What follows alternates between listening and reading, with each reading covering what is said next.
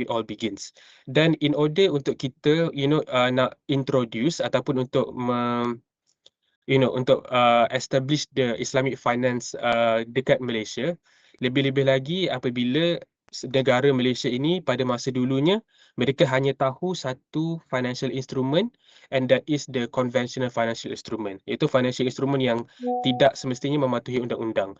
Jadi bagaimanakah cara Bank Negara Malaysia dan Kerajaan Malaysia buat untuk introducekan Islamic finance ni adalah dengan pertamanya mereka perlu do it in a gradual manner. Maksudnya caranya kena perlahan-perlahan lah. Jadi the first thing yang mereka buat ialah mereka membenarkan bank-bank commercial bank untuk menawarkan produk-produk Islamic finance melalui Islamic window. Sebentar, ada nampak. Okay, melalui Islamic window. Jadi this is basically when it all begins. Jadi melalui Islamic window ni commercial bank mereka boleh menawarkan Islamic finance instrument, dan dalam masa yang sama Bank Negara Malaysia dan juga Kerajaan Malaysia mereka boleh supervise. Mereka boleh supervise is monitor, mengawasi. Mereka boleh mengawasi macam mana operasi Islamic finance ini. Adakah Islamic finance ini akan menyebabkan sistem financial dalam Malaysia ni harmoni ataupun akan menyebabkan kerosakan. Jadi itu adalah disebabkan kenapa Islamic finance, bila this is a new thing, benda baru, mereka untuk mengintroducekan dekat satu financial institution, mereka kena buat dengan cara yang gradual dan perlahan in order to ensure yang Islamic financial di Malaysia itu adalah harmoni. Dan ada beberapa perkara yang kita perlu ingat. Bila kita bercakap mengenai Islamic finance, contohnya, Islamic finance ini bukannya diwujudkan ataupun diintroduce di Malaysia untuk menghapuskan sistem finance konvensional, sistem financial yang bukan Islamik yang telah wujud di Malaysia pada masa yang lama. Tetapi Islamic finance ini pada masa itu, Bank Negara Malaysia dan juga Kerajaan Malaysia, mentalitinya adalah untuk introduce Islamic finance ni untuk mewujudkan alternatif finance untuk orang Islam, untuk orang Muslim. Disebabkan if you are Muslim, then you ada responsibility ataupun tanggungjawab syariah untuk menggunakan instrumen-instrumen yang mematuhi syariah undang-undang. Dan kerana Malaysia ini majoritinya pada masa itu adalah orang Islam, jadi there is indeed market. Tapi at the same time, dalam masa yang sama, Islamic finance ini bukannya diintroducekan untuk menghapuskan ataupun mengkucak-kacirkan sistem financial yang telah wujud di Malaysia. Dan benda ini adalah benar jika kita melihat kepada sejarah Islamic finance, undang-undang yang mengawal sistem finance konvensional di Malaysia adalah lebih kurang sama dengan undang-undang yang mengawal Islamic finance di Malaysia.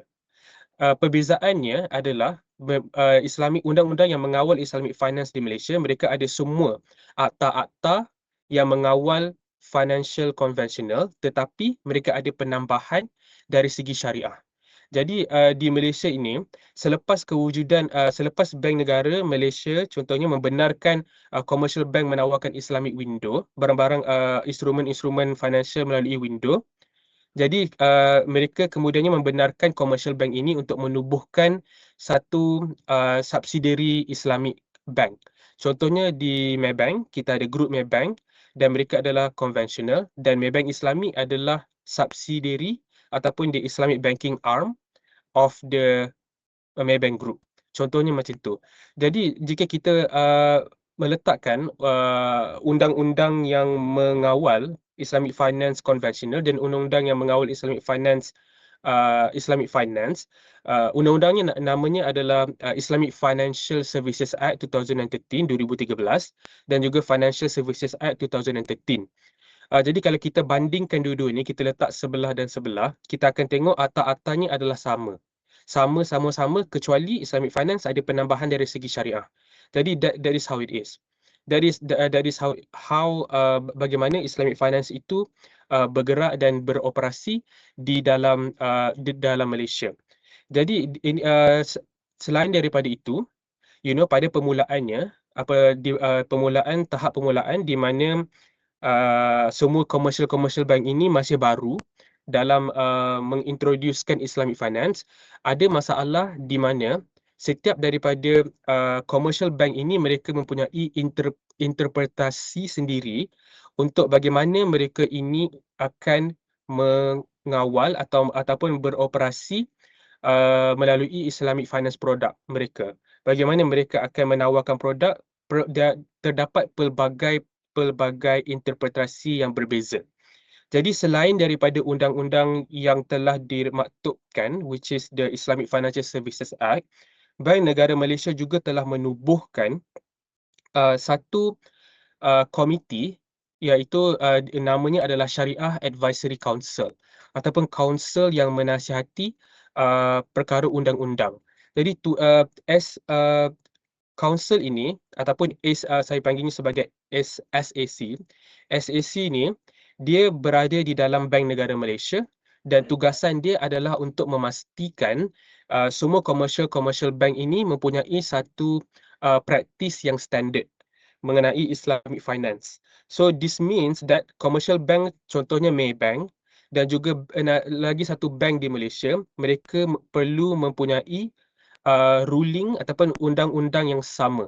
Kerana contohnya undang-undang di Malaysia seperti Islamic Financial Services Act 2013 contohnya di Malaysia, mereka meletakkan undang-undang yang general mengenai Islamic finance, mengenai finance Islamik. Jadi Malaysia memerlukan juga rulings daripada SAC ataupun Kaunsil Penasihat Syariah di Bank Negara Malaysia, di Central Bank Malaysia untuk mengeluarkan peraturan-peraturan mengenai bagaimana kita ingin contohnya menetapkan standard kontrak bagaimana kita ingin menetapkan satu standard yang uniform, yang sama. Jadi ini adalah lagi satu perkara yang Bank Negara Malaysia telah melakukan di mana mereka telah menubuhkan SAC. Dan selain daripada itu, kita juga melihat dalam mengintroducekan Islamic Finance di Malaysia di tahap awal, Central Bank Malaysia juga telah menubuhkan satu komiti yang bernama Law Harmonisation Committee ataupun dalam bahasa Melayunya komiti untuk mengharmonisasikan undang-undang. Jadi komiti ini sudah tidak ada di tahap sekarang, tapi pada masa dulu komiti ini telah ditubuhkan in order untuk memastikan keharmonian antara Islamic Finance, undang-undang Islamic Finance dan juga undang-undang finance konvensional. Jadi ini adalah basically how Malaysia kita interpret bagaimana Malaysia kita operasi Islamic Finance itu di Malaysia, di mana Islamic Finance ini tugasnya adalah untuk bergerak seiring dengan conventional finance. Dan pada masa yang sama, kita sebagai Malaysia, kita akan cuba sedaya upaya untuk memastikan Islamic Finance ini boleh dijadikan our main priority. Tapi bila kita comparekan dengan development ataupun perkembangan finance di antarabangsa, contohnya Islamic Finance di Malaysia ini adalah diwujudkan untuk menjadi salah satu bentuk alternatif undang-undang, alternative finance, and dia bukan untuk menghapuskan conventional finance, tapi pada masa sekarang walaupun pada masa sekarang contohnya kalau kita bandingkan dengan pada masa dulu, contohnya Maybank dulu, our customer kebanyakannya daripada golongan Muslim. Tapi pada masa sekarang, slowly, perlahan-lahan, our customer almost 50% or more, a little bit more, is consisting of non-Muslim. Maksudnya, even orang yang bukan menganuti agama Islam juga telah melihat dan tertarik dengan Islamic Finance ini, dan mereka pun telah menjadi customer kita. Jadi itu adalah strategi Islamic finance di Malaysia.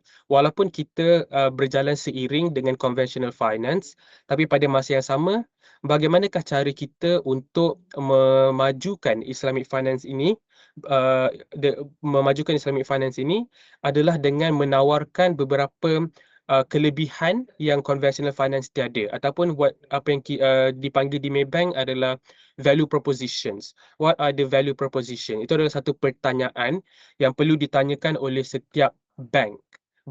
Setiap bank. Apakah yang Islamic finance boleh tawarkan yang conventional finance tiada? So that is basically how it is. Contohnya, kita akan lihat contohnya pada tahun 2019 contohnya. Bank Negara Malaysia, our central bank telah mengeluarkan dokumen value based intermediation ataupun VBI framework. So VBI framework ini adalah satu framework berkenaan dengan financing yang juga menyumbang kepada semester alam ataupun masalah community, kebaikan community, dan juga basically ianya adalah sama dengan UNSDG. UNSDG is basically our United Nations Sustainability Development Goals. So because pada masa itu conventional bank mereka dengan sangat aktif menerapkan elemen-elemen ESG, environment, sosial dan juga governance dekat di dalam diorang punya practice. Jadi Islamic finance kita kena bergerak seiring dengan conventional finance, so that itu adalah disebabkan kenapa central bank contohnya diorang mengeluarkan VBI framework. So Islamic finance ini takkan ketinggalan. Jadi contohnya again pada tahun 2023 ataupun 2022, di 2022 atau 2023 di Malaysia, kita telah lihat untuk pertama kalinya kewujudan satu digital banking tetapi conventional banking. Jadi disebabkan itu Islamic finance perlu untuk also bergerak seiring. Kita juga telah menawarkan Islamic Digital Bank pada tahun 2024. Tetapi disambil-sambil kita bergerak seiring dengan conventional finance, dalam mentaliti satu bank Islami itu adalah untuk kita menerapkan elemen-elemen syariah dan juga apakah value ataupun kelebihan-kelebihan yang Islamic Bank boleh ada dan akan ada yang conventional bank tiada. Itu adalah strategi Islamic finance di Malaysia dan juga di Maybank basically. Okay. Semua okay? Okay. Good. Okay. Explanation. Alright. Just okay. So untuk slide ini adalah just sedikit sebanyak mengenai office yang Maybank ada di antarabangsa. Jadi kita punya home market ataupun kita punya main market iaitu ataupun market kita yang utama adalah di Malaysia, dan jika kita ada Indonesia juga, kita ada Maybank Indonesia, dan juga kita ada juga di Singapore. We also ada offices around the world macam Philippines, Dubai dan juga London lah. So ini adalah just figures. Nanti saya akan kongsikan slide ni dengan Arif ya. Arif. Ya, saya akan kongsikan. Jadi jika siswa, dosen ataupun tuan rektor menarik atau tertarik untuk mengenai tentang semua peratusan ni, boleh refer nanti. Tapi saya takkan present on this lah. Okay? Alright. Okay. Alright. Saya takut sudah petang, sudah siang ni para siswa mengantuk. Alright.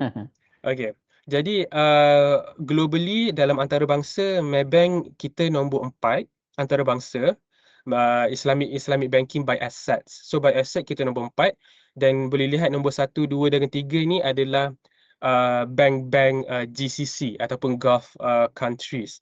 So we can say that so far we are doing quite okay when it comes to macam jumlah aset. This one is as of 2025 lah. Okay.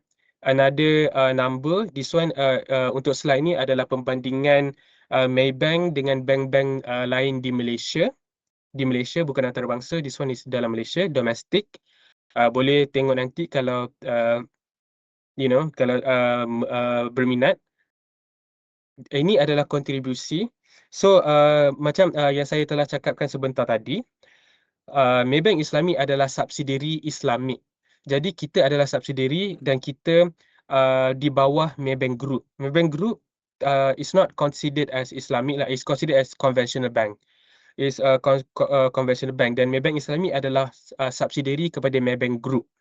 Jadi boleh dilihat as of December 2025, last year, tahun lepas December, yang Maybank Islami telah contribute almost majority to the contribution in terms of kita punya financing dan juga deposit.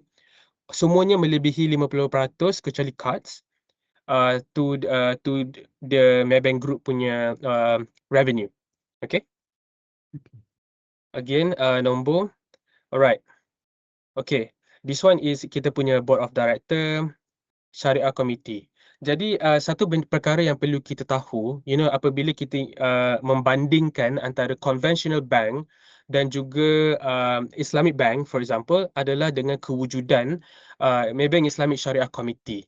Jadi this committee ni wujud in order to adalah untuk memastikan semua operasi-operasi yang keluar daripada Maybank ataupun satu bank Islami itu adalah mematuhi syariah undang-undang. Jadi syariah komiti ini wujud di setiap Islamic bank di Malaysia. You can see that kita ada kita ada tujuh dan satu adalah masih kosong lah. Tapi supposedly kita kena ada nombor yang ganjil supaya keputusan yang mereka buat tu tidak akan be even, tidak akan sama lah, tidak akan sama rata. Jadi ini syariah komiti ini adalah our line of defense yang akan memastikan semua objektif bank itu dan mereka juga akan menasihati bank untuk semua perkara, setiap perkara sekecil mana pun adalah akan mematuhi undang-undang dan mereka akan mengikut semua ruling dan dokumen-dokumen yang telah dikeluarkan oleh Bank Negara Malaysia, specifically the Shariah Advisory Council ataupun DSAC ataupun council yang mematuhi yang mengadvise terhadap perkara-perkara syariah di bank negara. Jadi jika SAC itu wujudnya di Bank Negara Malaysia, SC ataupun Syariah Committee ini akan wujud di setiap commercial bank Islam di Malaysia. That is how it is lah. Itu adalah structure dia. Hasan, if I may jump in. Yeah, please. Untuk pembandingan kalau di syariah Indonesia, mereka perlu ada Dewan Pengawas Syariah, DPS. Ya, Dewan Pengawas Syariah. Yang itu Dewan Pengawas Syariah itu ialah kalau di Malaysia ni dipanggil Syariah Committee. Internal. Kalau di Central Bank di Indonesia, OJK, di bawah OJK ada juga yang Dewan Ulama itu ya, Syariah Dewan Nasional. Ulama. Ya, Dewan Syariah Nasional. Syariah Nasional Ulama.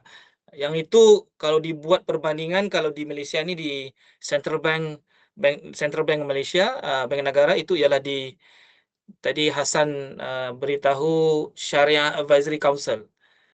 Perbandingannya. Ada similarity di situ. Maknanya kalau di Indonesia itu ada Dewan Pengawas Syariah dan juga ada OJK-nya.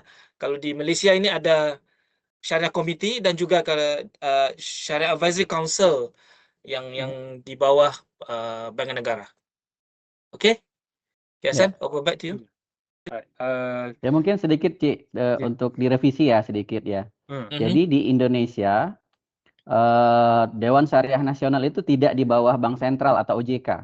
Iya. Tapi dia berada di bawah Majelis Ulama Indonesia. Jadi dia privat. Benar. Private organization. Jadi kalau di Malaysia kan memang di bawah Bank Sentral. Ya. Bank Sentral ini salah satu perbedaan ya. Jadi makanya kalau di Malaysia dari sisi regulasi akan cukup kuat karena langsung directly from Bank Negara Malaysia.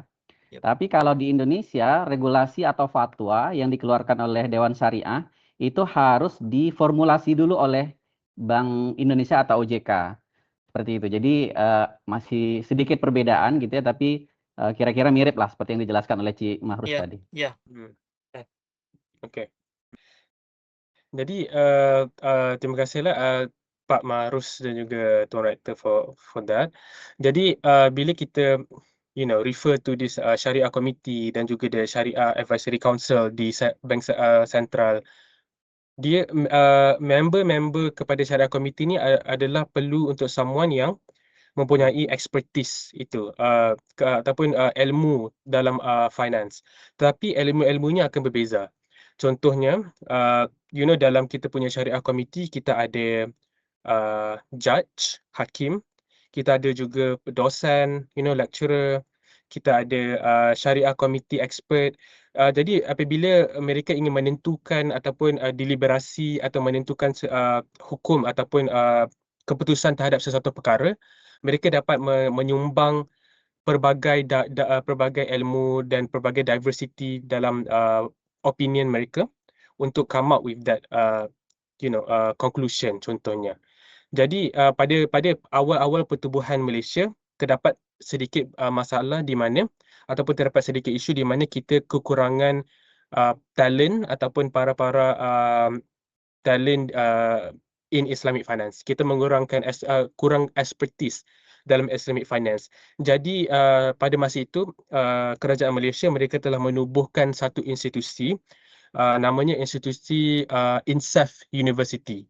Jadi Insaf University ni ditubuhkan in order untuk create more talent lah, untuk menambahkan talent-talent ataupun para ilmuwan dalam Islamic finance untuk ensure yang Islamic finance ni dapat di-advise ataupun advised by the talented people yang betul-betul ada ilmu mengenai Islamic finance lah.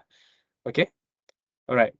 So selain daripada kewujudan Syariah Committee, struktur di dalam sebuah bank Islam itu berbeza dengan conventional finance dengan kewujudan beberapa department yang tugasannya adalah untuk juga memastikan bank itu beroperasi dengan mematuhi syariah undang-undang di bahagian pekerja-pekerja.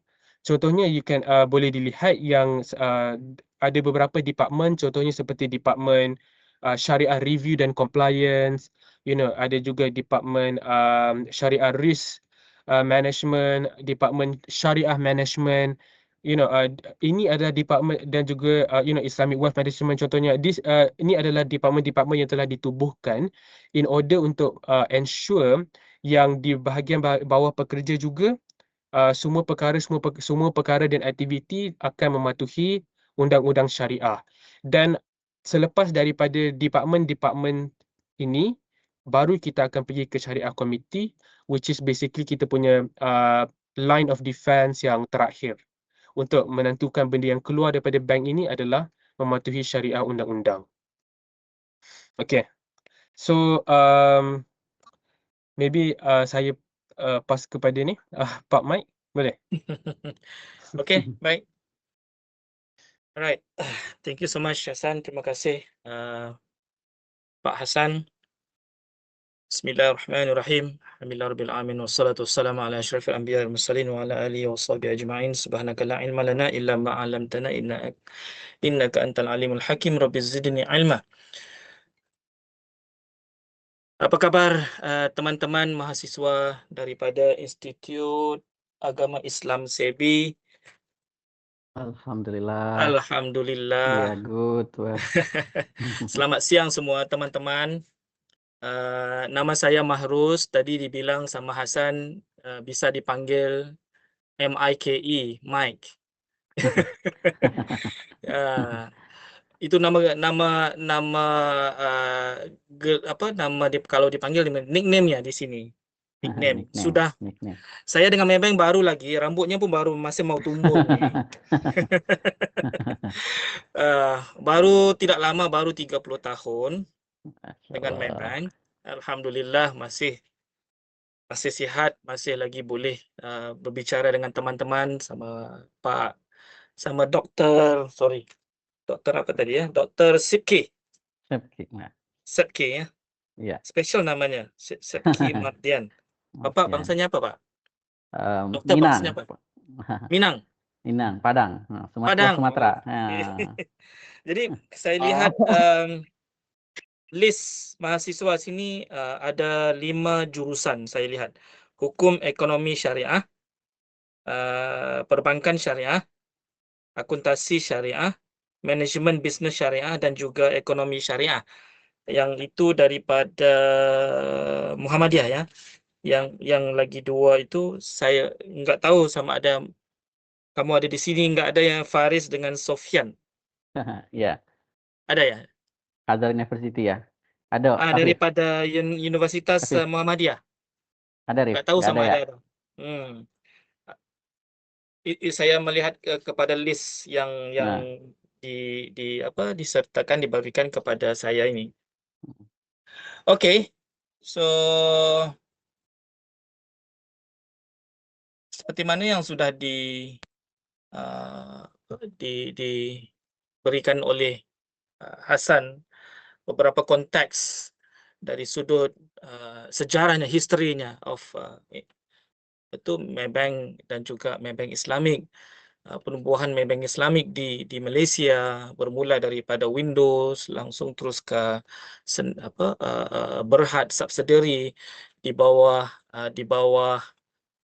naungan ataupun di bawah parent company Maybank ya.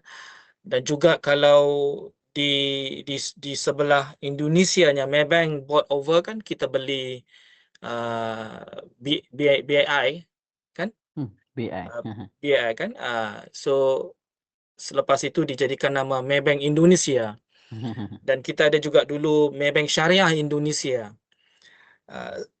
Struktur itu masih lagi ada di sana. Kita sudah bermula syariah di Maybank di bawah unit usaha syariah. UUS, kalau ni dibilang UUS. Dan juga sekarang sudah jadi Maybank Syariah Indonesia. Satu department ataupun satu division yang mana menjalankan operasi syariah di seluruh Indonesia. Jumlah kalau dibuat perbandingan, kalau di Malaysia ini cawangan ataupun cabangnya yang operasi, kita ada sekitar 350 ya. Di sekitar Malaysia ini, Sabah Sarawak, kita ada sekitar 350, yang mana dulu kita ada yang kantor ataupun cabang syariah loan, kita ada 16. Ya. Tetapi sudah di convert ataupun ada yang sudah di rationalize ya. Rationalize dan ditutup. Sekarang cuma tinggal 6. Ya, tinggal 6. Tapi kalau dibuat perbandingan, kalau di Indonesia itu masa kita bermula untuk menjual syariah, approval from OJK bilang kamu perlu ada satu cawangan ataupun cabang full flash syariah. Untuk yang lain, cabang-cabang lain jualan syariah. Jadi kita kalau tak silap di Indonesia cabangnya semua ada 267. Ya. Ya, 267. Kalau yang syariahnya 20. Full flash cabang. Ya. Itu dari sudut operasi cabang. Kalau dilihat dulu Maybank kalau di Malaysia ini dia punya strategi ya. Strateginya ialah kita perlu ada cabang di mana-mana. Itu ialah strateginya dulu. Supaya nasabah bila keluar mau bikin rekening apa semua tu ada Maybank, ada cap Maybank, tidak perlu pergi jauh. So dulu kita jadikan cabang itu di sekitar community. Jadi kita ada lebih kurang dari awal maksimum kita ada sekitar 460 cabang. Ya. Tetapi sekarang ini kan sudah zaman digital. Jadi strateginya sudah berubah. Strateginya sekarang ialah macam mana untuk kita sesuai dengan keinginan Gen Z. Ya, saya rasa di Indonesia juga tidak ada bedanya. Sekarang people are into digital kan? Ya, betul. Mungkin saya boleh tanya mahasiswa sini, kamu suka gak ke bank kalau mau opening rekening ke atau kamu lebih senang digitalnya through handphone? Lewat digital tuan. Lewat digital kan? Tetapi kalau dibuat perbandingan dengan kita punya papa mama, ya, kita punya datuk nenek dulu, mereka lebih senang pergi ke cabang untuk operasi banking, kan? Lebih senang ke sana, tidak pandai yang digital. Jadi cuma sekarang ini because of kita punya next generation customer memang into digital, dan banyak proses yang mana juga syariah juga perlu lebih inovasi untuk untuk dijadikan digital banking ataupun syariah digital banking. Yang itu ialah the current ataupun sekarang ini punya kita punya next mission and vision dan juga kita punya inovasi. Okey. Dari sudut kalau dilihat saya melihatkan nota di sini ya. Okey. Walaupun kita going into digital, walaupun kita bikin syariah operasi itu lebih kompleks, tetapi kalau dilihat dari sudut syariahnya, kita tidak boleh tinggal syariah. Maqasid syariahnya itu mesti ada. Apa-apa saja yang kita lakukan dari sudut inovasi produk, inovasi services, dan juga product innovation, kita mesti make sure ataupun kita mesti ikut apa yang berlandaskan syariah. Seperti apa yang telah di-sharekan oleh Hasan. Maqasid syariah itu, of course, first thing, kalau saya boleh tanya di mahasiswa di dalam ini, apakah itu 5 maqasid syariah yang anda sudah belajar? Kita ada 5 ya, darurah khamsiyah kan? Darurah khamsah. Betul, Pak. Apa yang mula-mulanya apa? Yang pertamanya, mesti mau jaga agamanya, right? Agamanya yang pertama. So that's why in anything, kalau kata kita bikin produk baru, yang first thing kita mesti lihat akadnya itu mesti proper. Mesti ada akadnya, mesti ada dipatuhi segala undang yang ataupun apa yang diperlukan dalam syariah. Yang keduanya ialah dalam maqasid syariahnya itu, yang keduanya ialah saya tidak dengar. Mungkin ada mahasiswinya kan? Hifzun nafas, menjaga jiwa, ya, menjaga nyawa kan, nafs, keperluan menjaga nyawa. Kita mesti make sure kita ni tidak buat sesuatu yang boleh mengganggu ataupun boleh merisikokan nyawa kita ya. Yang ketiga pula ialah akal. Menjaga akal. Ya. Akal. Yang keempatnya ialah keturunan. Yang lain ni saya keturunan. Yang kelima ialah property ataupun harta benda. Jadi dalam konteks maqasid syariah ni, kalau dikupas, kalau kata kita ambil daripada situ, kita apply dalam syariah, keuangan syariah ataupun ekonomi syariah. Sebab itu kita lihat value based capability, sustainability perlu ada dalam sistem keuangan Islam ataupun sistem keuangan syariah. Ya. Apa saja yang kita lakukan, kalau kata kita keluarkan produk digital tetapi tidak ada elemen sustainability, tidak ada elemen yang mana dia give back ataupun memberi semula kepada society, maknanya itu tidak cukup syariah.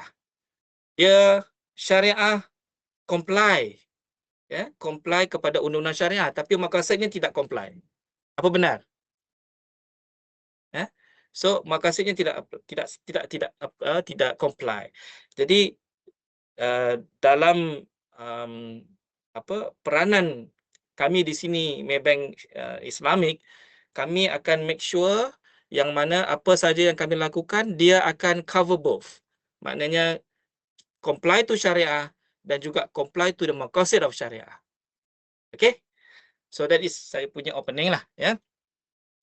Okay, seperti mana yang anda lihat di dalam slide ataupun di dalam materinya di dalam online materinya di sini, perbezaan antara perbankan konven sama syariah memang ada banyak perbedaannya, ya. Kalau dahulu masa kita mula-mula jualan syariah di Malaysia, kebanyakan customer ataupun nasabah juga dengan staff, bila ditanya apa bedanya Islamik ataupun apa bedanya syariah sama konven, dibilangnya sama. Ya, dibilangnya sama. Ya, kalau kita sebagai mau simpan uang, ya diberinya account simpan uang, diberinya kalau di dalam konven diberinya faedah ataupun interest. Kalau di Islamiknya diberinya hibah ataupun dividen, ya. So kepada mereka yang di luar nasabah, mereka lihat tidak ada bedanya, sama aja, ya. Ataupun kalau dibuat perbandingan antara pembiayaan financing sama dengan lending, juga tidak ada bezanya. So bila kita tanya, nggak ada bezanya kalau di dalam financing, syariah bank charge profit. Kalau di dalam konven, di charge-nya interest. So tidak ada bedanya bagi mereka, kami perlu bayar. Tetapi kalau kita halusi, syariah itu banyak bedanya dengan konven. Especially where? Di mana ya? Kalau saya tanya apa bedanya antara konven dan juga syariah? Mungkin ada mahasiswa nih yang mungkin kita interaksi, ya. Saya nggak mau saya di sini satu orang aja yang yang Mungkin bercakap. ini Tuan, perbedaannya dengan konvensional sama syariah. Kalau konvensional itu lebih keuntungannya aja. Jadi dia cuma fokus cari untung, tapi kalau syariahnya itu buat kemaslahatan gitu. Bermanfaat. Kemaslahatan. Ya salah satunya ya itu ya. Ya. Tetapi kalau dilihat dari sudut operasinya, ya, ada lagi banyak perbedaannya. Especially dari konteks akadnya. Ya. Kalau syariah itu perlu ada akadnya. Akadnya itu berbeda mengikut syariah kontrak. Kan ada banyak kontraknya, ya kan? Kita ada akad wadiah. Betul? Kalau di Indonesianya itu famousnya masih guna wadiah ya damana, right? Ya, saving with guarantee. Wadiah. Kalau untuk deposit, untuk kasanya, untuk rekeningnya memang diguna wadiah. Juga kalau untuk pembiayaannya mungkin biayanya mungkin guna murabahah dan juga mudarabah, ya. Ya, murabahah, mudarabah. Yang saya tahu di Indonesia, pihak OJK tidak berapa setuju kalau kita jalankan kontrak tawaruk ataupun komoditi murabahah. Tetapi di Malaysia komoditi murabahah itu famous. Ya. So kebanyakan syariah bank di Malaysia memang guna tawaruk, komoditi murabahah di Malaysia ini. Lebih fleksibel, mudah untuk dijadikan produknya itu mudah, ya, dokumen itu pun mudah. Jadi kalau nak dijadikan produk itu lebih kompetitif, lebih bagus daripada konven, ya, komoditi murabahah itu caranya kalau di Malaysia ini. Tapi kalau di Indonesia, saya tahu di sana MMQ kan, Musyarakah Mutanakisah famous di sana. Juga IMDT, Ijarah Mutahya Bitamlik kan di sana kan juga famous untuk pembiayaan kan. Ya. So yang ini ada saya beri beberapa perbedaan, ya, dari konteks syariah kontrak. Mungkin kalau pelajar sekian atau mahasiswa sekian kalau ke Malaysia nanti kamu akan lihat di Malaysia kita Musyarakah Mutanakisah ni enggak famous. Ada banyak kekurangan ataupun ada banyak isu yang kita sudah alami bila kita guna Musyarakah Mutanakisah di sini. Ya. Tetapi Indonesia Musyarakah Mutanakisah itu okey. Juga IMDT-nya pun okey, ya. Ijarah Mutahya Bitamlik. Dan juga mudarabahnya ya itu of course kalau di Indonesia itu mudarabahnya itu pun juga famous untuk equity financing ataupun untuk berbiaya equity dan juga investment kan. Okey. Sebab bila saya lihat kamu semua ni daripada jurusan syariah, jadi saya tidak perlu explain syariah fundamental. Bagi saya tidak perlu explain syariah fundamental, betul? Dari sudut ya kita syariah itu prohibitnya yang enggak bisa dicampurnya bisnes syariah itu dengan riba, betul? Saya pasti kalian semua mesti faham. Ribanya itu tidak bisa. Lagi tidak bisanya ada apa gambling ataupun apa dibilang di sana ya, judi ya. Sama kan perkataan judinya sama kan di sana. Ya, judi.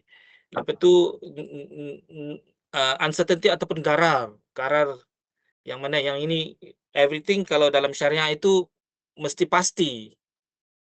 Kan? Harganya pasti kalau mau jual beli kontrak, harganya kena pasti. Tidak boleh ditukar-tukar, ya. Once sudah syariah kontrak, akad sudah dijalankan, tidak boleh ada perbezaan selepasnya itu. Ya, mesti confirm, mesti pasti, ya. Dan yang akhirnya syariah juga tidak boleh ada involvement ataupun dicampuri dengan perkara-perkara yang haram, kan, dari bisnesnya, dari aktivitinya, dari servicesnya. Haram, prohibition of haram ini memang besar, very subjektif. So kalau di sini bila kata kita jalankan bisnes, kita akan make sure bila kita produce produk ataupun di develop produknya, make sure enggak ada yang dicampuri dengan keempat-empat prohibition ya, dibilang di sini prohibition lah, ya. Di keempat-empat perkara yang tidak boleh, ya, ataupun diharamkan lah perkara empat ni. Okay, so dan kalau di Malaysia ini sebab kita di sini of course I think sama juga dengan Indonesia ya. Nasabahnya itu ada yang Islam, ada yang Muslim, ada yang non-Muslim kan. Ada yang Chinese di sana, Chinese Indonesia. Sama juga di Malaysia. Kita kan serumpun kan ya. Cuma dari segi customnya, adatnya mungkin ada berbeza sedikit ya. Kalau di Malaysia ini sudah dibilang oleh Hasan tadi, memang masa kita mula-mula jualan syariah, fokusnya memang kepada nasabah Muslim, fokusnya, ya. Tetapi secara tidak langsung, bila kita jualan syariah, non-Muslim, terutamanya dari kalangan bangsa Cina, mereka tertarik dengan syariah banking disebabkan oleh value yang ada dengan syariah. Ya, value yang mana tidak ada dekat dalam konven. Contoh, kalau dalam syariah itu tidak boleh ada compound, kan? Tidak boleh ada compounding. Compounding ialah salah satu cara untuk maksimiskan keuntungan bank dalam konvensional. Ya, di dalam konven mereka ada compound. Contoh, kalau kata nasabah nggak bayar bulanan, dia ada penalti. Penalti itu akan dicampurkan dengan principal untuk dikalkulate semula ataupun dikalkulate semula total interestnya. Jadi ada compounding di situ. Islamic tidak boleh, syariah tidak boleh itu. Ya. Dan keturunan ataupun bangsa Cina, bila mereka lihat banyak kelebihan dari sudut value, mereka langsung tertarik dengan produk-produk syariah. Ya. Langsung bila kita lihat statistik produk syariah, terutamanya yang pembiayaan, ya, lebih banyak mortgage, ya, mortgage-nya, biaya rumahnya, biaya kedainya, kebanyakannya ialah dari bangsa Cina. 60% ialah statistik bangsa Cina yang ambil. Kita ada problem di sini untuk jualan syariah kepada Muslim. Sebab Muslim ini kebanyakannya bila kita explain, mereka salah faham. Ya. Dibilangnya kalau syariah itu tidak boleh charge profit. Ya, biaya syariah dibilangnya mesti jadi macam qard.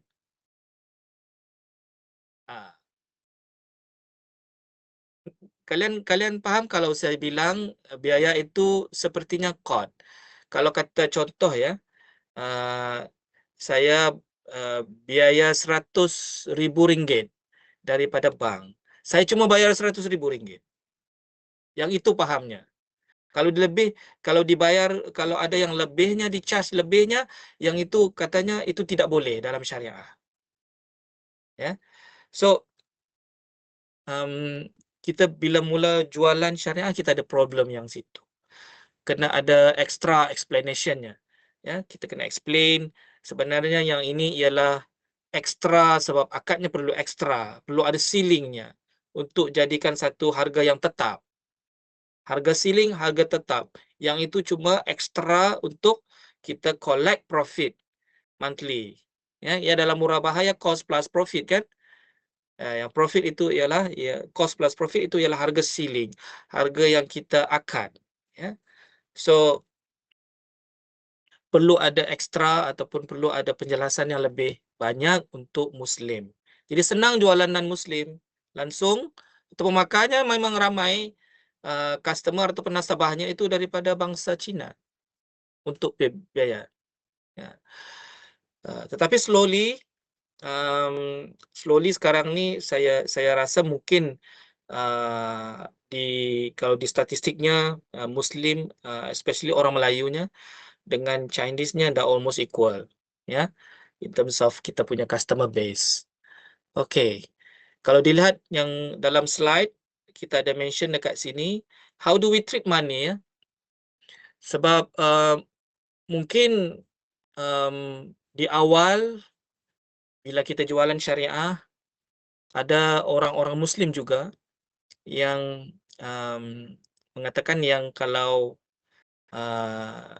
untuk nasabahnya itu buka akaun syariah cuma terus uang yang dari hasil aktiviti ataupun bisnes yang syariah, yang syariah compliant. Kalau bisnes yang non syariah compliant, kalau mau buka account ataupun buka rekeningnya, nggak bisa, nggak boleh gitu. ya. Tapi kalau itu yang pahamannya yang tidak betul.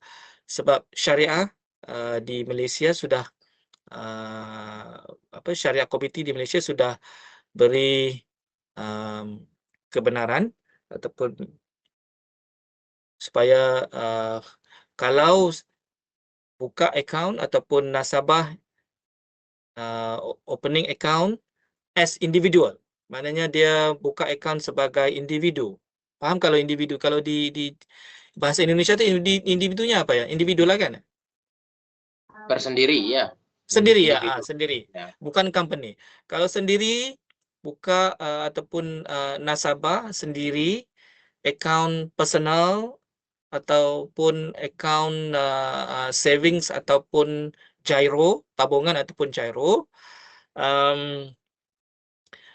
walaupun mereka ini bekerja di bisnes yang non-syariah compliant, contoh kalau nasabah ya bekerja dengan tempat judi ya, di kasino contoh, ya, kerjanya di kasino, jadi pendapatannya datang dari kasino itu. Kalau di Malaysia ini mungkin saya bagi contoh, kalian pernah dengar Genting Highland? Ya, Kalian Genting tahu? Highland. Genting tahu. Highland itu ada big casino di sana. One big casino di Malaysia itu, ya. So kalau pekerja kasino Genting mau opening account syariah, kalau di Malaysia ini bisa, nggak ada masalahnya, ya. Sebab syariah komiti di sini melihat pendapatan itu uang itu ialah sebagai medium of exchange, alat pertukaran sahaja. Ya. Orang itu bekerja di Genting Kasino, dia cuma bekerja dan sebagai pekerja. Ya. Nasabah itu cuma bekerja di sana. Uangnya itu memang hasil bekerja di sana, tetapi apabila dia buka account syariah, uangnya masuk ke dalam sistem, duit itu halalan thayyiban, tidak ada masalah.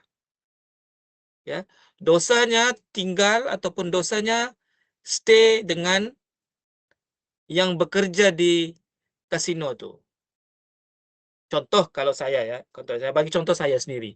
Kalau kita saya ni kerjanya di factory ataupun kilang kalau di sana betul industri lah ya, industri ya. Saya kilang yang proses arak, bir kan. Kalau saya bekerja di tempat bir sebagai pekerja di sana, saya mau buka account, saya mau opening of current account, tabungan ataupun giro. Uang saya memang tidak halal kalau dari sudut tengok kerjanya, hasilnya itu daripada mana datangnya kan? Kalau kita lihat. Tapi syariah punya pendapat, uang itu kalau dimasukkan dalam sistem syariah, perbankan syariah, itu bisa. Dosanya yang saya ini tinggal dengan saya dosanya. Saya yang tanggung dosanya. Duitnya itu enggak bawa sekali dosanya. Nah, itu fahamannya di sini kalau di Malaysia itu. Saya rasa di Indonesia pun sama. Ya.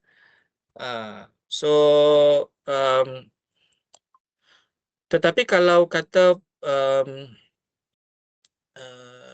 nasabah tu ialah company ya. Company sebagai satu syarikat Sendirian Berhad enterprise ya. Kalau dimohonnya itu untuk buka account, kalau di Malaysia ini kita ada negative list.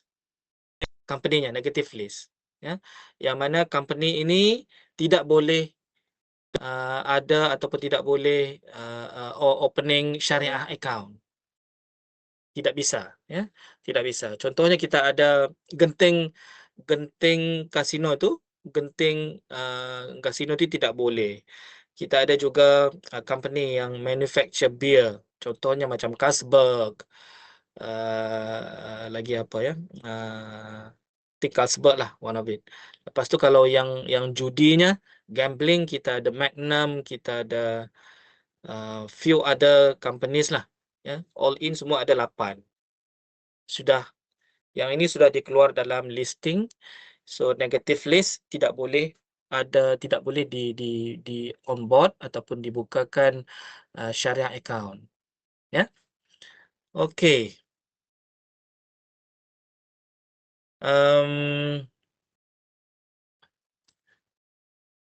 Think Hasan, this one should be okay kot. Ya.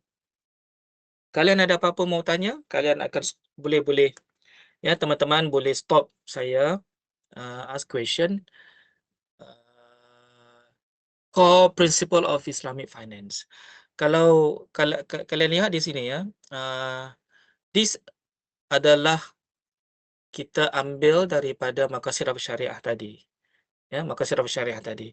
Yang mana kalau kita lihat Maqasid Syariah ni, bila kita cakap, kita bilang mesti ada kesamarataan. Mesti mau lihat this one dari sudut everything yang ada dekat dalam Maqasid Syariah. Bila kita lihat ialah fairness dengan transparency ni adalah mesti adil, kan? Transparency ni mesti apa yang saja kita lakukan itu tidak boleh ada yang disorok ataupun apa ya kalau dibilang di sana, hidden itu apa ya? Hidden.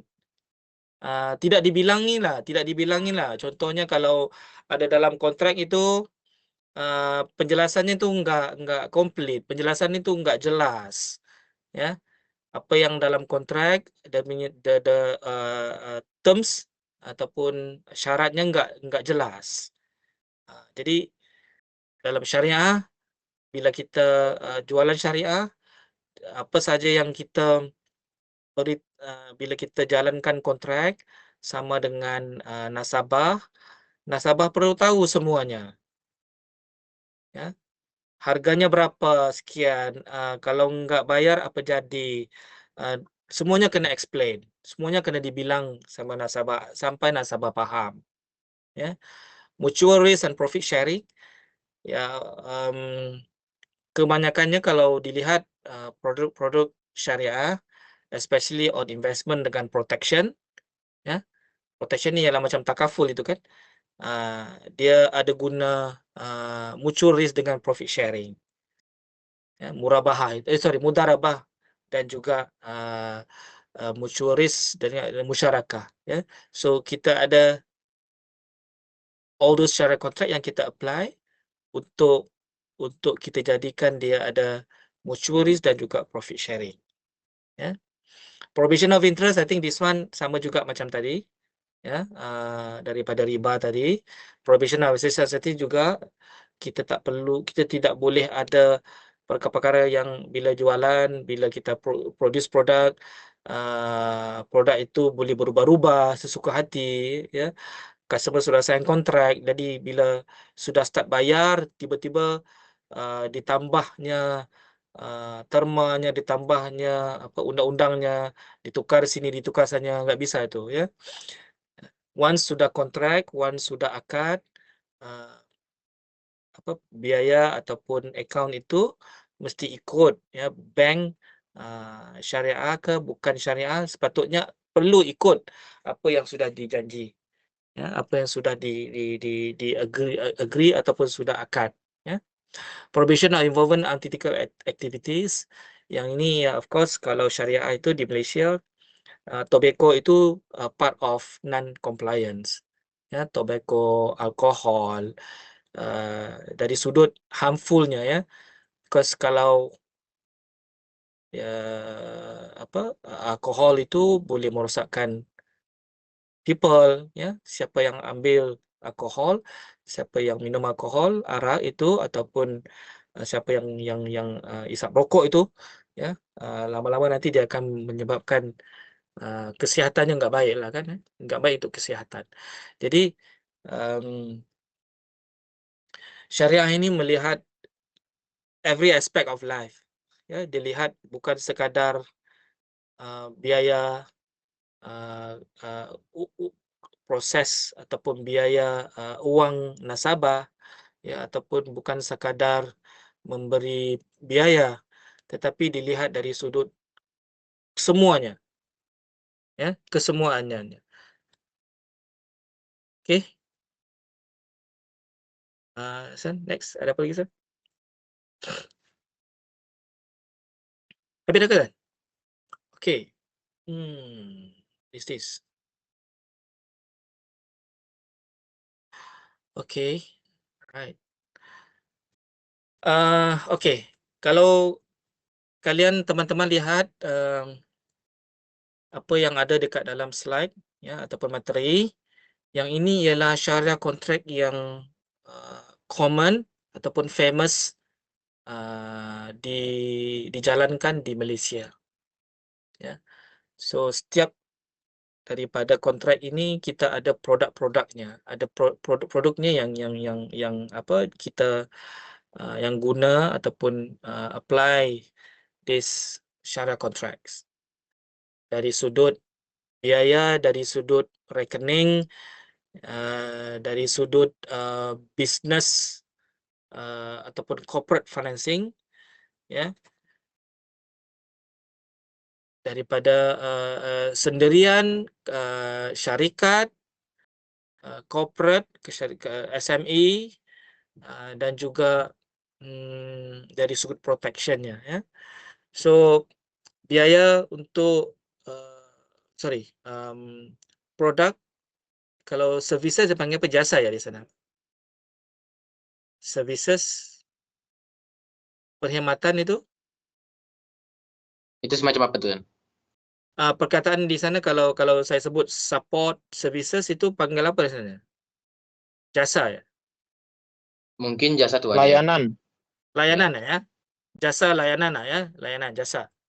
Support jasa itu ya support kan? Okay. Kalau lihat di sini, dekat dalam classification of syariah contract, di Malaysia itu memang famous guna yang ini. Kebanyakannya yang ini sajalah. Of course kita ada banyak lagi syariah contract, tetapi kebanyakannya ialah yang ini. Cuma kalau di Maybank itu Arahnu-nya belum ada, ya. Arahnu. Memang enggak ada Arahnu. Kita cuma ada gold investment account, ya. We have kita ada Maybank Islamic Gold Investment Account, yang mana produk itu syariah kontraknya ialah buy musawamah, yang enggak ada di dalam ini. Saya cuma explain yang ini cuma sudah ada, saya tambahin dengan buy musawamah. Buy musawamah digunakan untuk Maybank Investment Gold, yang mana nasabah bisa ada rekening untuk invest in gold, ya. Mungkin kalau nggak ada di Indonesia, kalian teman-teman mungkin boleh jadikan ini satu apa inspirasi mau bikin produk itu di Indonesia. Itu ditaruh di akad mana, Tuan? Akadnya adalah akad sale of buy musawamah.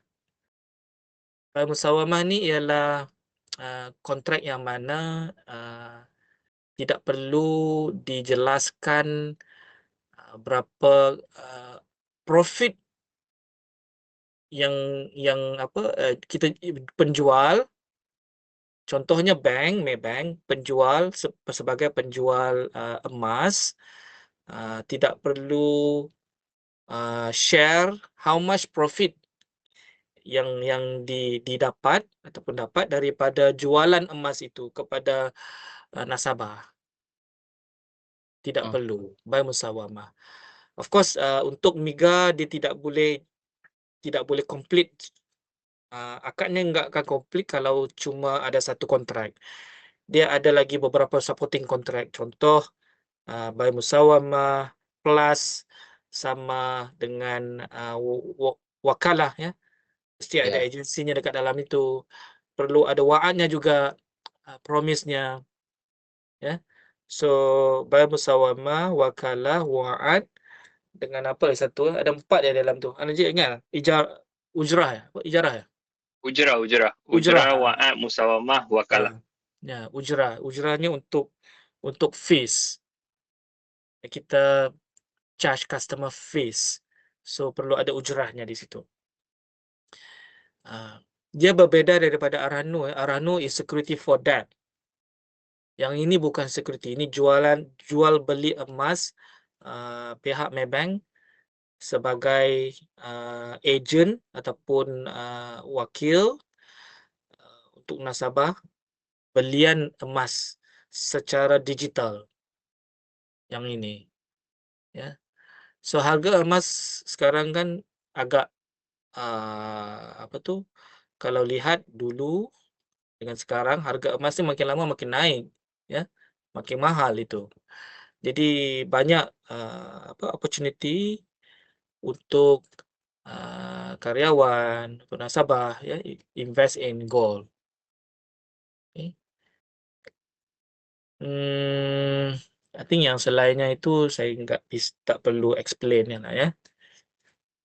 Lagi Hasan, what else? Teman-teman bisa tanya saya ya kalau ada apa-apa mau tanya.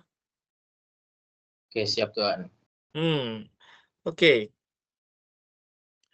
Produk ini adalah this is a latest innovation. This ada produk yang ada yang digital, ada yang apa tu dipanggil apa? Apa tu supply chain.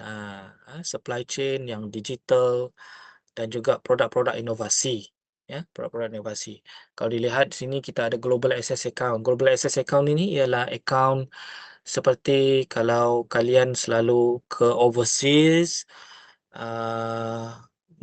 multi currency account untuk seamless exchange untuk currency. Ya, kalau kita contohnya kita ke China ya, nggak perlu tukar uang ya, cuma bawa ini kad ini, perlu ada uang dalam ni, dia auto payment, semua sudah boleh auto daripada rupiah kepada China dollar contohlah kan, RMB kan, kepada yuan contoh, kepada yuan silap ya, kepada yuan boleh tukar seamlessly. Ya, di global access account sudah ada, tak silap saya sudah ada 18 countries ya, countries yang ada dekat dalam global access account ini ya.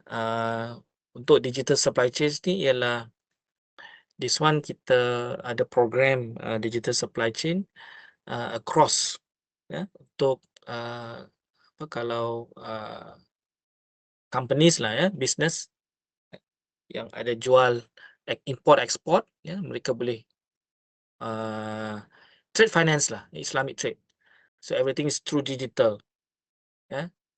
Proses mau import barang daripada luar negara gitu, so dia sudah ada sistem yang akan tolong digital supply chain finance program ya. My impact card ialah this is our sustainability card. It is a Mastercard. So card ini kalau someone spend the card, utilize the card, pakai card ini, dia ada, kalau dia ada apa tu dia panggil, dia boleh kira carbon footprint ya, built-in carbon footprint. So carbon footprint ialah relates to sustainability. Kalau ada yang kita beli barang itu barang yang katalah daripada proses green technology, so dia akan beri lebih tinggi dia punya carbon footprint ya. So lebih tinggi dia akan ada cash value refund kepada customer, refund ataupun diberi dalam cash value kepada nasabah ya, kad ini. Kad ini juga dia punya physical card dibuat daripada katanya daripada jagung, ya, hampas jagung. So kalau tak cukup wang nak makan, boleh direbus kad ini makan. Ya, kad itu. Ya. So Salam Market is a platform. Ya, Salam Market is a platform yang kalau di Malaysia ini Salam Market ni diberikan kepada karyawan, ya, mereka mau jualan ataupun mau belian barang-barang dalam market, ya, dia Salam Market. Dia lebih kurang macam satu Di Indonesia, Mike, dipanggilnya Gojek dengan Tokopedia. okey. Shopee. Shopee. Tapi Salam Market ni dia ni lebih kepada syariah, ya, dalam ini barang-barang ni kebanyakannya adalah syariah. Jualan barangnya syariah. Okay. Halal marketplace lah, all those halal market. Okay. Okay, next. Oke, nak tanya Tuan. Boleh, silakan. Saya memang tunggu orang tanya. Itu yang My Impact Card itu gimana, Ya. Tuan? Itu dia simpan uang juga ke atau dia cuma Okay, buat it's a credit card. Kartu kredit. Oke. It's a kartu Dia kredit. jejak karbon, maksud dari karbon di situ dia ngedeteksi karbon yang ada sama kita. Dia dalam apa tu kartu kredit ini dia ada integrate dengan sustainability, from sustainability punya effort. Dia ada link every time when we spend, bila kita spend dekat merchant, beli barang-barang itu, kalau contohnya ya, beli barang apa ya, barang yang sustainable, baju-baju sustainable. yang ya, Contohnya baju yang dibuat daripada recycle items. yeah. So kalau beli barang yang kayak gitu, jadi kamu akan dapat lebih banyak refund, cash refund itu. Trackingnya daripada merchant. Oke, siap Tuan. Siap. Kalau zakat ini platformnya itu sama di dalam platform Maybank atau dia tersendiri, Tuan? Okey, zakat MAI ini ialah kita ada untuk digital Maybank online, ya. Kita ada Maybank to You. Maybank to You ni ialah web base. Zakat MAI ialah apps base. Apps dalam application. Ya, application. Kita ada MAI apps untuk online banking, we have web base, kita juga ada application apps, ya. So yang ini ialah zakat application apps yang mana Muslim mau bayar zakat, ya, boleh guna apps untuk bayar zakat. Zakat kewangan, zakat pendapatan, ya, zakat harta, bisa guna MAI apps. MAI apps ni dalam tu dia sudah ada dia punya sistem dekat dalam itu untuk bantu nasabah calculate berapa jumlah zakat. Berarti dia berbeda sama aplikasi Maybank yang buat transaksi. Semua ada dalam tu. Oke. MAI ialah apps yang mana kalau mau buat transaksi, belian, jualan, transaksi simpanan, transaksi opening of account, semua sudah ada dalam apps. Dulu bila kita ada web Maybank to You web base, masalahnya ialah tidak berapa user friendly kalau diguna handphone. Kurang user friendly kalau web base-nya, kan. Kita bisa guna handphone untuk buka web base, ya, tetapi dia kurang user friendly. Jadi MAI apps dia lebih user friendly, lebih pantas, lebih mudah untuk ditoggle ya. Pilihannya lagi mudah. Langsung kalau diguna handphone, apps ni lebih baik di dalam handphone, kan? So okay, Pak Arif, Okay. right? Oke, siap Tuan, aman. Okay, baik. So kita ada berapa minit lagi, Hasan? Ya. Jadi I think itu pengakhiran ataupun presentasi. I just want to add one more context. Okay. Okay, kalau dilihat dalam perbentangan Hasan, kalian mesti teman-teman nampak ya, Maybank dengan Maybank Islamic ini pertumbuhannya cepat. Kalau buat perbandingan ataupun dibandingkan dengan Maybank sudah lama. Maybank Islamic kita cuma ditubuhkan ataupun lahirnya dalam sekitar tahun 2008. Ya, 2008 hingga sekarang umurnya baru sekitar berapa? 26 tahun, lebih kurang lah. Ya. So, dalam masa 26 tahun ini, kita sudah mencapai tahap yang pertumbuhan yang bagus. We are number 1 in Malaysia. Maybank Islamic juga number 1 in Southeast Asia, ya, ASEAN, Southeast Asia. Kita juga number 4 largest Islamic bank in the world. Okay, so the secret, apa yang bikin Maybank Islamic sangat sukses? Ya, pertumbuhannya sangat sukses. So, rahsianya ialah dekat satu strategi dipanggil Islamic First Strategy. Ya. So di Malaysia ini Maybank ini kalau kalian visit ke cabang, semua staff salesnya first jualan syariah dulu. Ya, jumpa saja kalau nasabah karyawan, okey, offernya syariah dulu, produk syariah. Ya, kalau nasabah bilang aku nggak mau syariah, aku mau konven, dan baru diberi konven. Ya, produk yang first jualan ialah syariah dulu. Ya, jadi Islamic First Strategy started in 2010 until sekarang.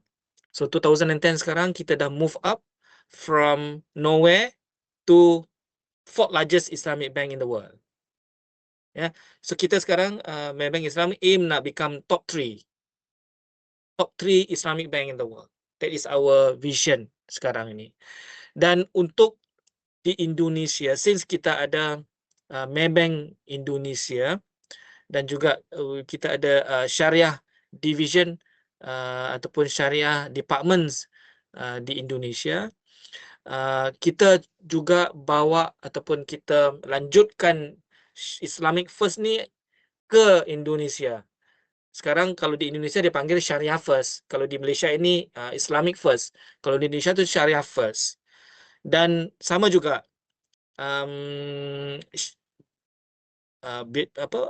bisnes syariahnya di Indonesia itu grow so fast juga. Ya, kalau dibandingkan bisnes syariah di Indonesia itu from number 8, I think kita sudah nombor top 3 rasanya. Ya, di Indonesia tu. Kalau kita lihat dari sudut syariahnya saja, bank-bank syariah, we are top 3. Ya, so InsyaAllah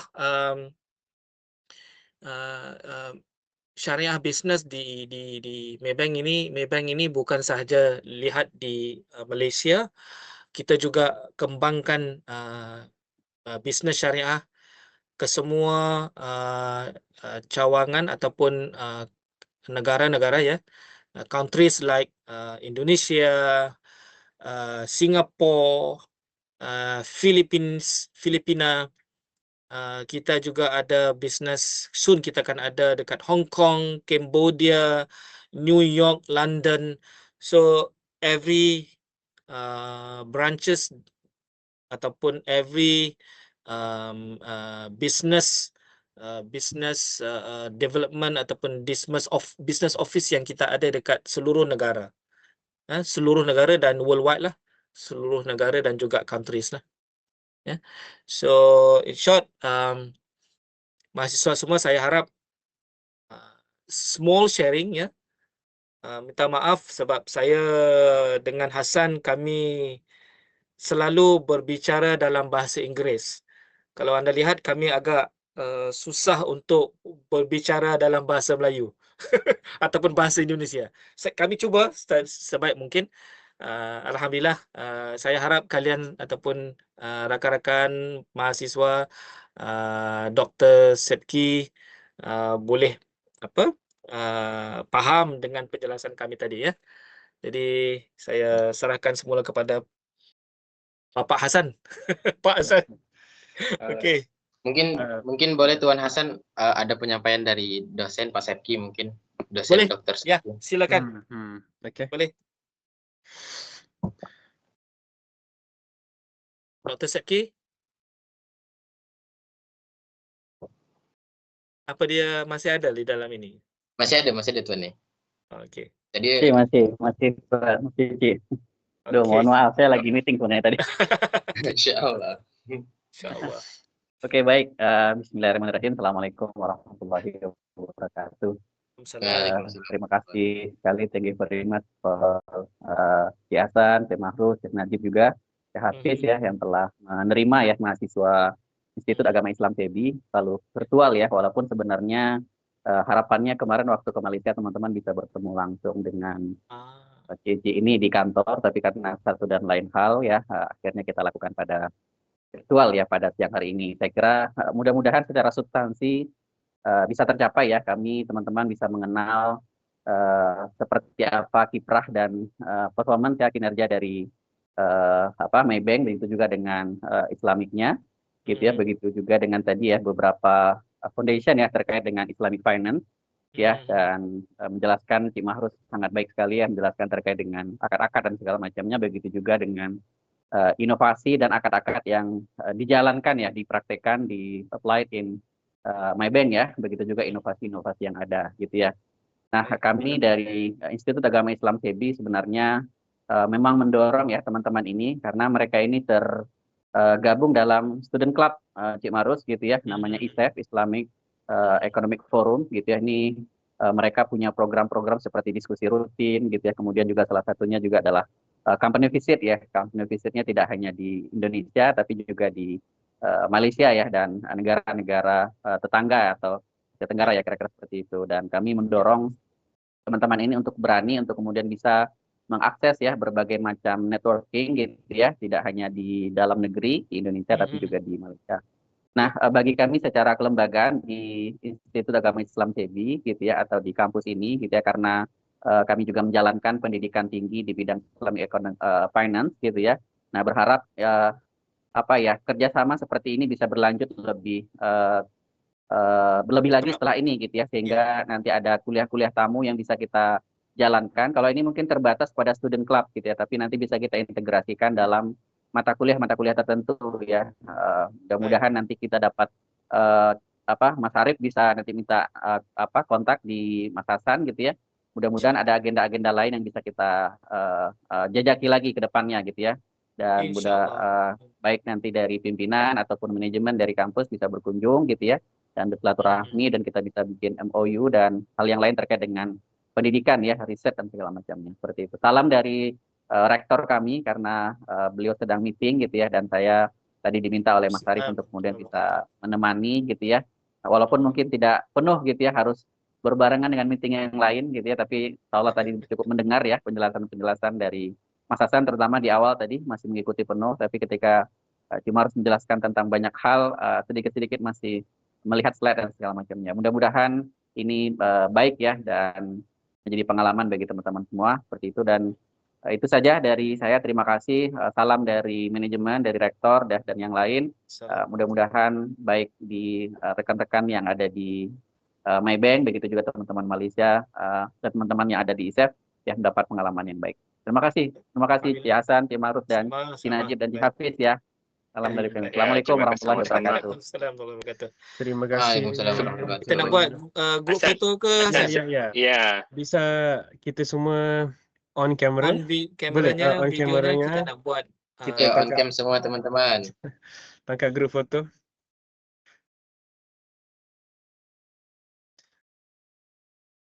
Bisa enggak? Yang lain. Ya, sekejap saja kita buka kameranya. kameranya.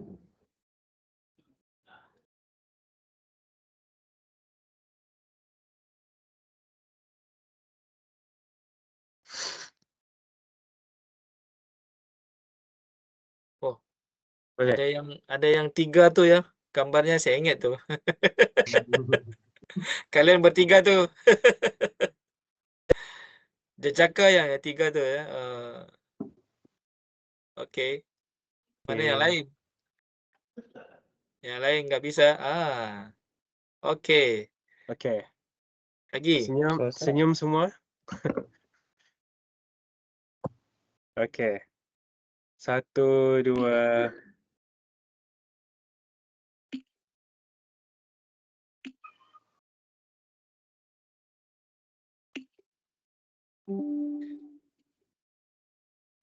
Okey. Thank you. Oke. Alright, makasih semua. Terima Siap kasih. Tuan. Semoga sukses semua. Jika Amin. mahu kunjungi Malaysia ke kita punya office baru, just bagi tahu je lah. Siap. Alright.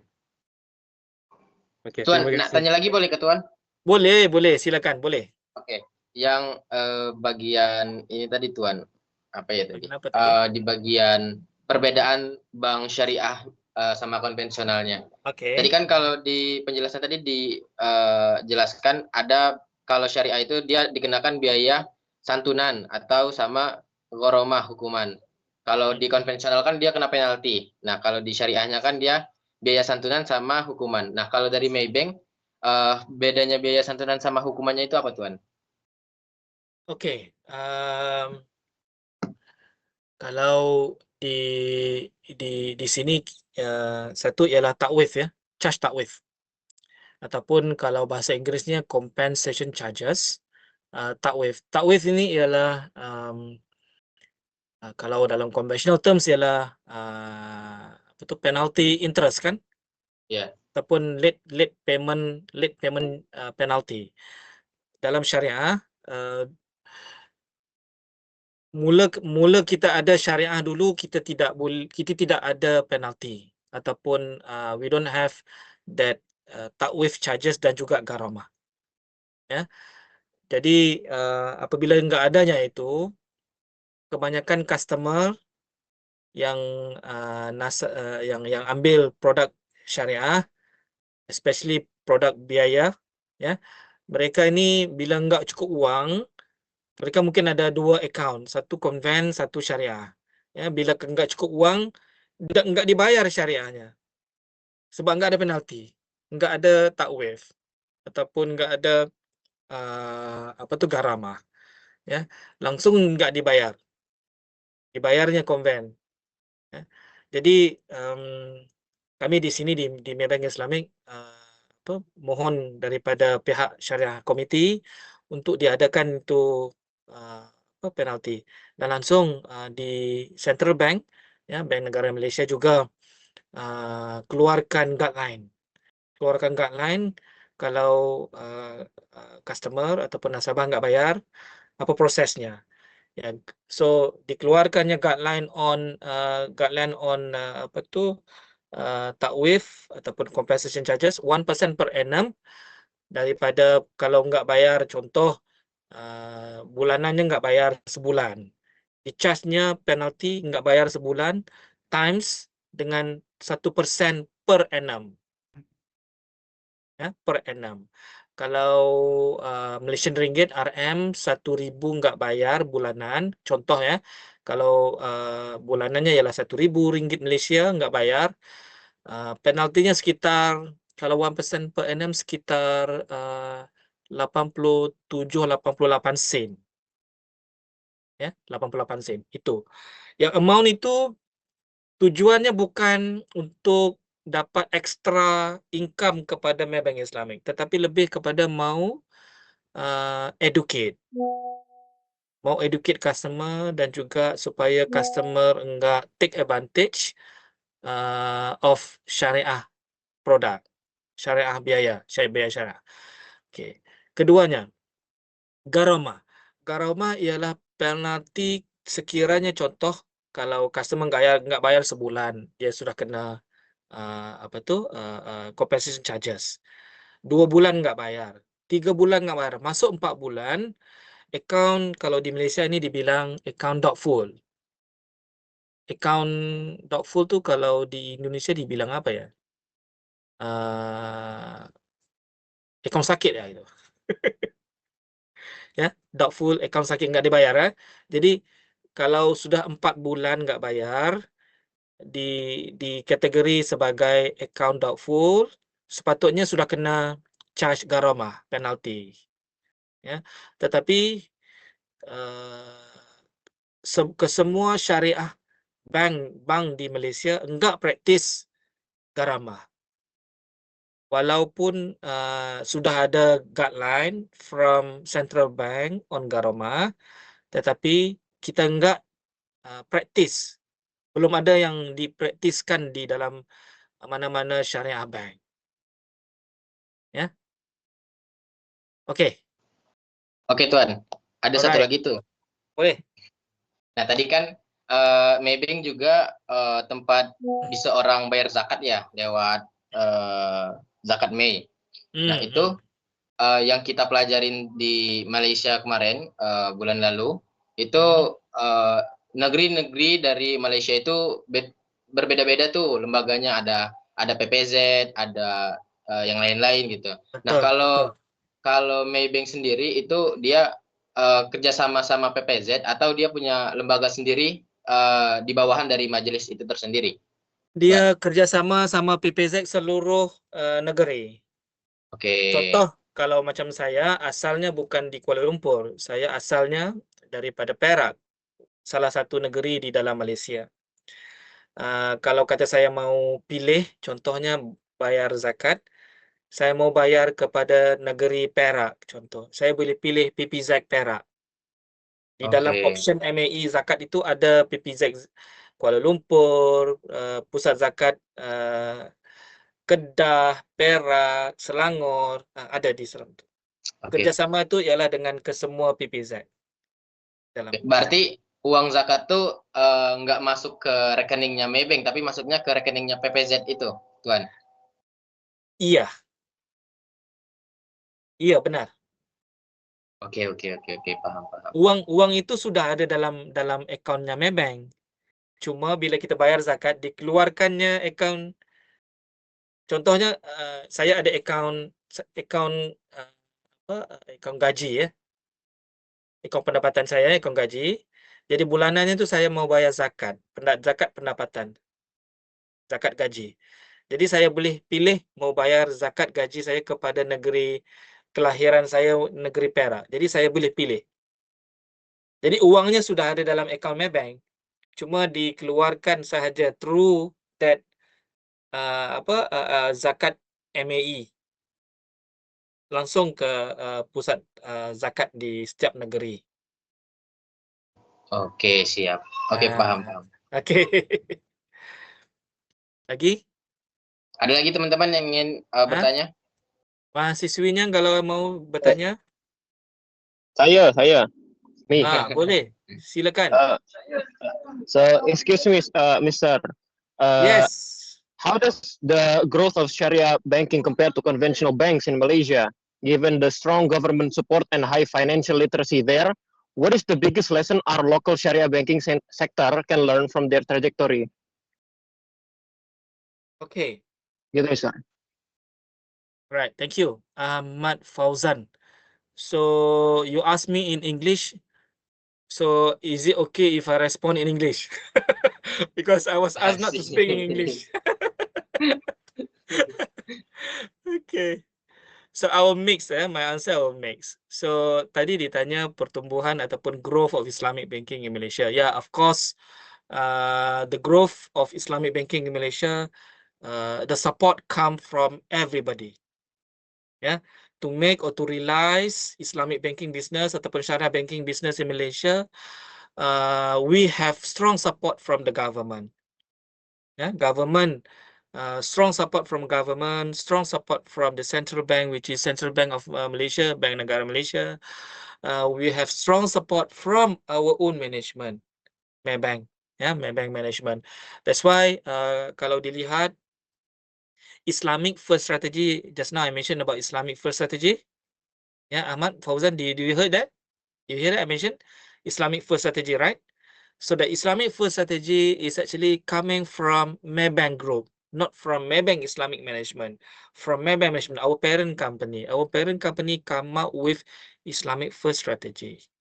So to show that the parent company, even though it is a conventional bank, but they are actually supporting Sharia, supporting Islamic.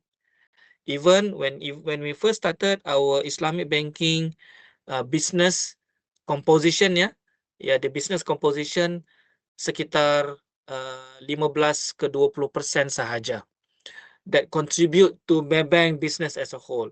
Sekarang ini kalau dilihat dari sudut biaya financing domestik, Malaysia, kita punya Islamic banking business contribution to Maybank Group as a whole di sekitar 75%.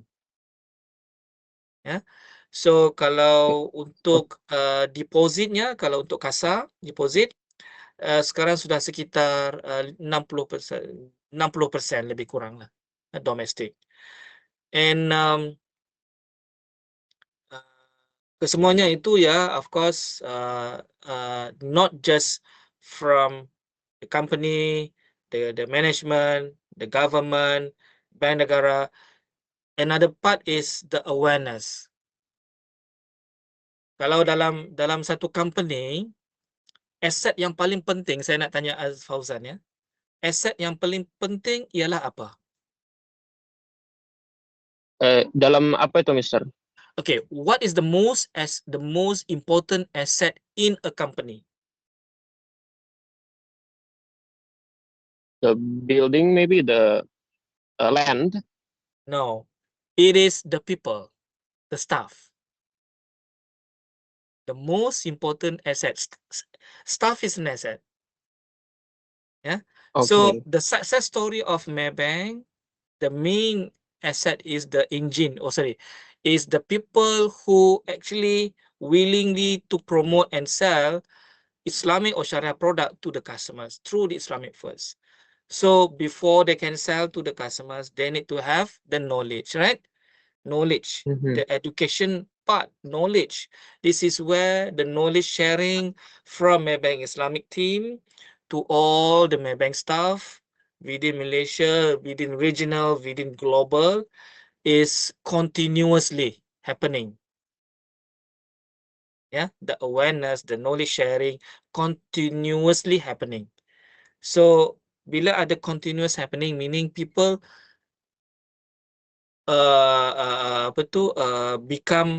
become a routine, sudah jadi macam satu once something is okay. Now the terms that we use kalau kata benda tu berlaku semua orang suka, dia jadi apa? Viral kan? Something viral. Kan Indonesia also use the word viral kan? So iya Tuan, iya benar. Yeah, so if let's say katalah ya 10 people now, katalah 8 of them appreciate ataupun jualan syariah, ya, do you think the other 2% akan avoid syariah? Definitely not, right? So eventually from 1% selling, and then the rest influenced by this 1% because of the value, because of the customer also want, then everyone start selling. Everyone start promoting Sharia. Everyone start promoting. It's a teamwork effort. It is from everyone here in Malaysia. That is the reason why I mentioned the people is the most valuable asset that Maybank have, that continuously promoting Sharia. Okay, Fauzan, did I answer you? Did I answer you? Okay. Yes. Right. Okay. Thank you, Mister. Thank you. You're welcome. Any more question? Boleh yang lain? Ada lagi nggak?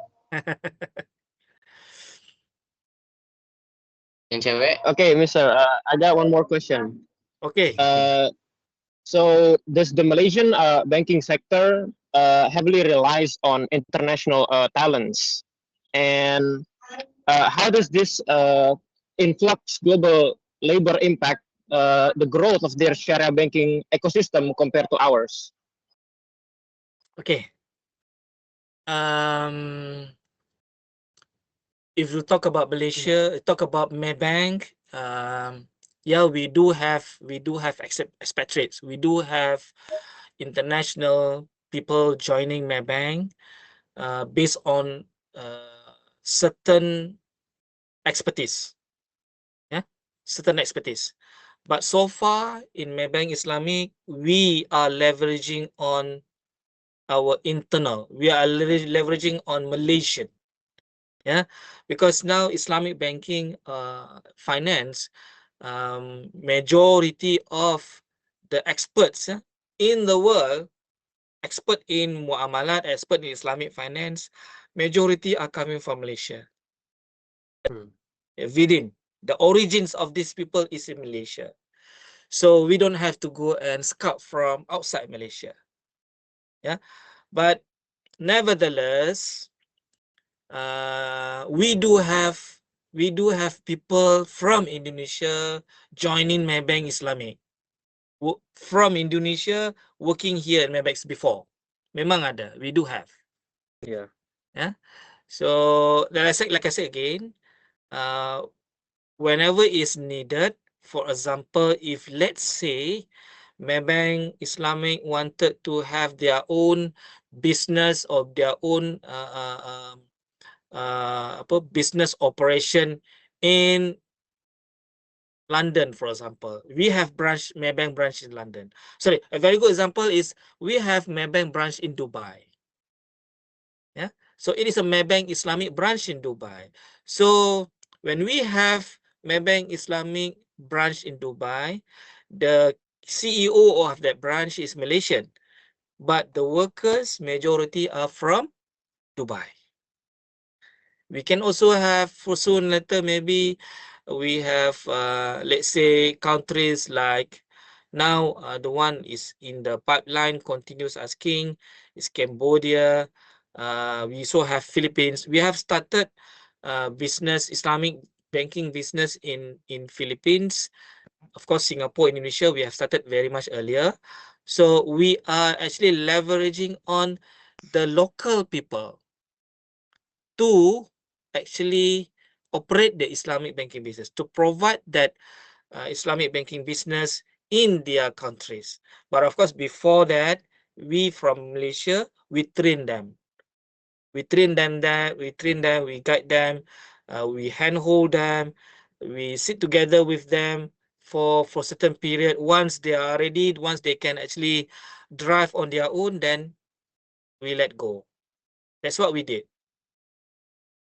So the question is whether or not we do have people, expatriates or workers joining us from outside Malaysia. Yes, we do have, according to the expertise and according to the needs. Okay. All right. So taking assumptions, so that means that it is possible to be employed in Malaysia, but it's almost near like impossible to be like a high level position in the job position. Is that true? No, because Maybank, okay, our tagline is humanizing financial services. Okay, that's the tagline. Maybank tagline is humanizing financial services, and the opportunity of joining Maybank not just to entry level, working level. Yeah, if you're very good, you have the expertise, you can become, when you enter, you can actually join as senior management level. But of course, normally senior management level, it comes with experience. A very young age person do need to have that experience, then only to make yourself marketable, to make yourself well recognized at a big corporate company like Maybank. Yeah, so I think the advice to you is once you have graduated, yeah, you let's say you are interested working in a bank, join join any of the bank, gain experience, make yourself become experts in many things, yeah. So once you are experts in many things, you need to have all the expertise qualities lah. Yeah. So once you're already there, you can actually start looking at opportunity working from, let's say, bank A, you move to bank B. You know, the moment you move to bank B, definitely you can actually demand. That's how people did. Start entry level, gain experience. Don't take too long to gain that experience. Yeah. And normally those people who have this good quality is they don't mind doing extra mile. They don't mind doing something beyond their job scope. I give you an example. If let's say you join one bank and they ask you to concentrate on maybe account opening, ya, buka account nasabah, contoh ya.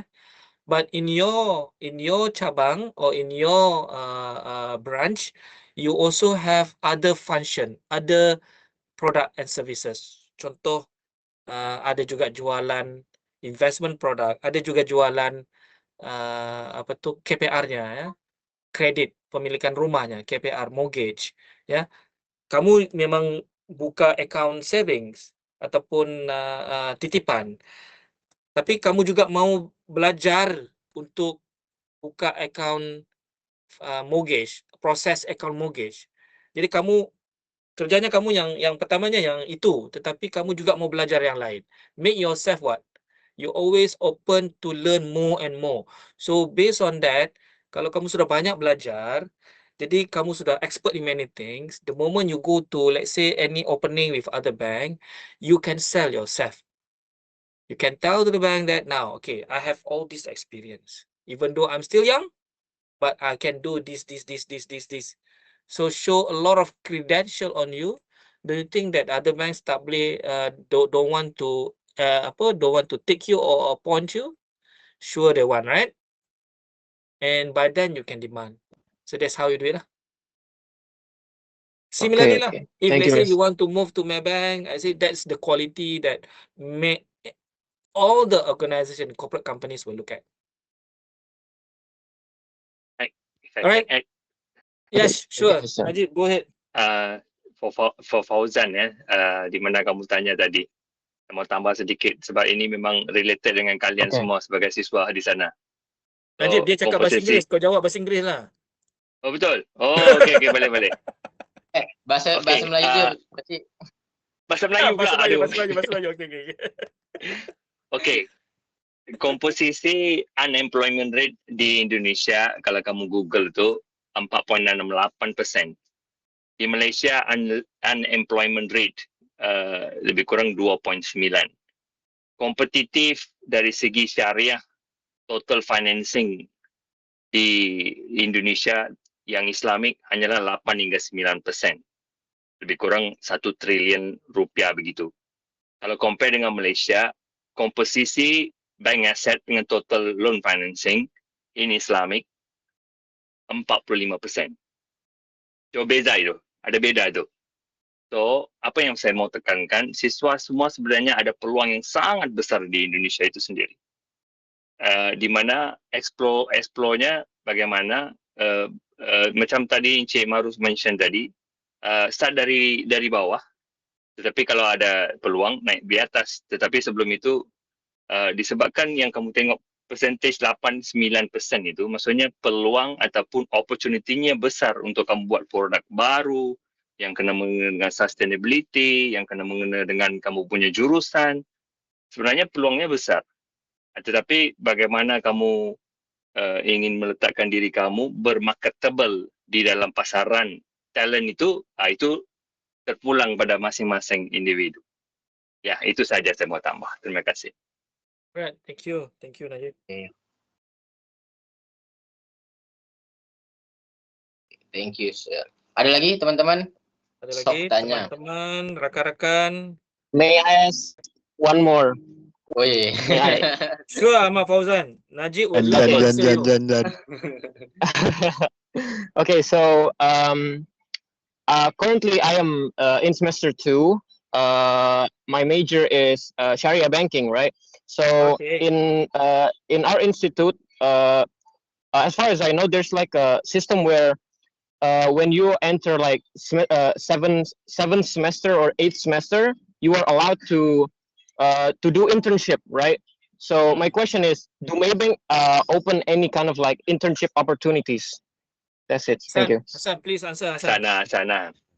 Come on, Hassan. You can do better, Hassan.